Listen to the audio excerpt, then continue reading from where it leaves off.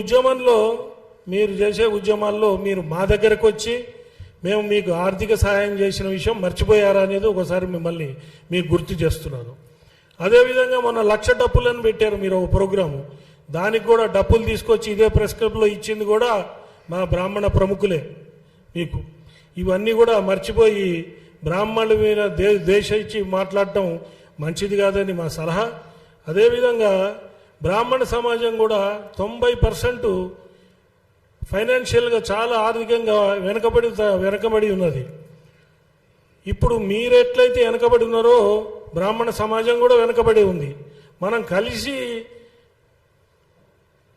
ఆర్థిక పరిస్థితులు బాగున్న వర్గాలతో మనం కలిసి పోట్లాడదామా, లేకపోతే మనం అనుకొని విడిపోదామా? ఇది ఒకసారి మీరు ఆలోచించాలి. ఎందుకంటే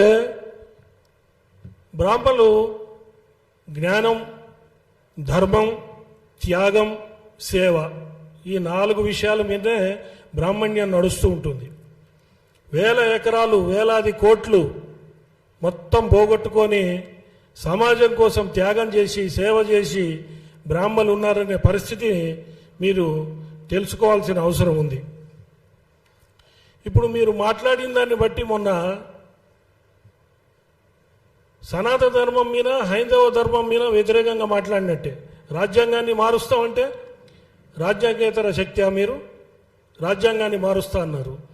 అర్చకులకి పూజ చేయటం పేటెంట్ అన్నారు. పేటెంట్ అని మేము ఎప్పుడు అనలే. కానీ ఇప్పుడు బ్రాహ్మణ సమాజంలో, బ్రాహ్మణ్యంలో మేము పేటెంట్ రైట్ కావాలి, మాకు అర్చకత్వం కులవృత్తిగా చెయ్యాలి అని చెప్పేసి మేమందరం డిమాండ్ చేసే పరిస్థితిని మీరు క్రియేట్ చేస్తున్నారు. దేవాదాయ శాఖ, ధర్మాదాయ శాఖలో కూడా అర్చకుల కోసం పరీక్షలు జరిగితే వారు దేవతారాధన, వేదాధ్యయనము, తర్వాత ఆగమ శాస్త్రంలో పట్టు ఉన్న వాళ్ళే అక్కడ సెలెక్ట్ అయ్యి ఆ పూజారులుగా ఉంటారు.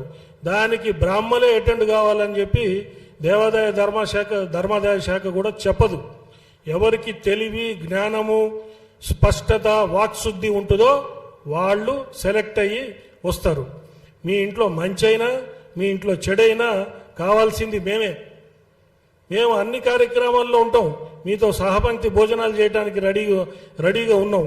అందుకని దయచేసి గౌరవించి బ్రాహ్మణుల్ని కించపరిచే విధంగా మీరు మాట్లాడకూడదు. మీరు దళిత క్రైస్తవులుగా మారిన వాళ్ళకి ఎస్సీలుగా ఉండే రిజర్వేషన్ రాకూడదు అని సుప్రీంకోర్టు ఆఫ్ ఇండియా జడ్జిమెంట్ ఇస్తే దానికి వ్యతిరేకంగా మాట్లాడారు. అంటే మీరే మాదిగ వర్గానికి అన్యాయం చేస్తున్నట్టుగా మాట్లాడినట్టు నాకు కనబడ్డది.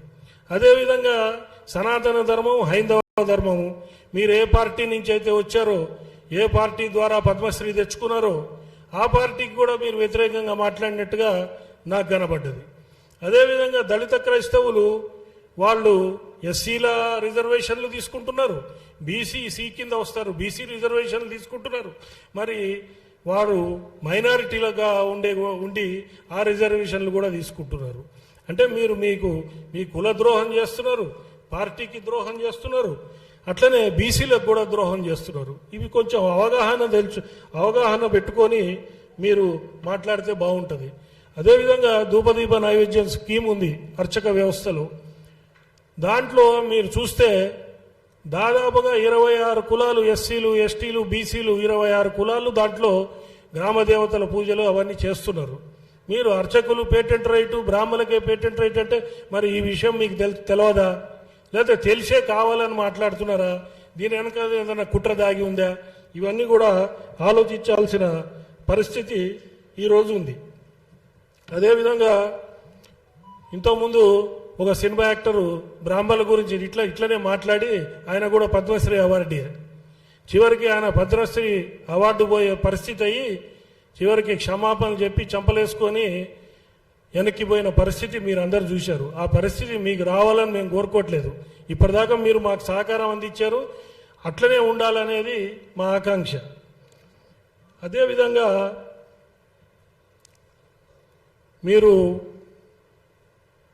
పద్మశ్రీ అవార్డుగా మీరు ఉన్నప్పుడు రాజ్యాంగ వ్యతిరేకంగా మాట్లాడడం తగదు. అదేవిధంగా మీరు ఏదైతే వ్యాఖ్యలు చేశారో ఆ వ్యాఖ్యల్ని దయచేసి పెద్ద మనసుతోని అవగాహన తెచ్చుకొని విషయాలన్నీ ఈ ప్రెస్ మీట్ ద్వారా మీరు ఆ వ్యాఖ్యలు వెనక్కి తీసుకుంటారని చెప్పి మేము ఆశిస్తున్నాం. 2-3 రోజుల్లో వెనక్కి తీసుకుంటే గౌరవించి ఇక్కడికి వచ్చిన బ్రాహ్మణ పెద్దలందరూ కూడా వచ్చి మీ దగ్గరకు వచ్చి మిమ్మల్ని సన్మానించుకుంటాం. అదేవిధంగా మీరు వ్యాఖ్యలు వెనక్కి తీసుకోకుండా మొండిగా అవగాహన లేకుండా రాజ్యాంగేతర శక్తిగా మాట్లాడితే మాత్రం బ్రాహ్మణులు ఈరోజు ఐకమత్యం వచ్చింది.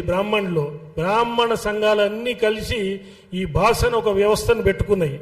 ఇప్పుడు బ్రాహ్మణులు తిరుగుబాటు చేసే స్టేజ్కి వచ్చారు.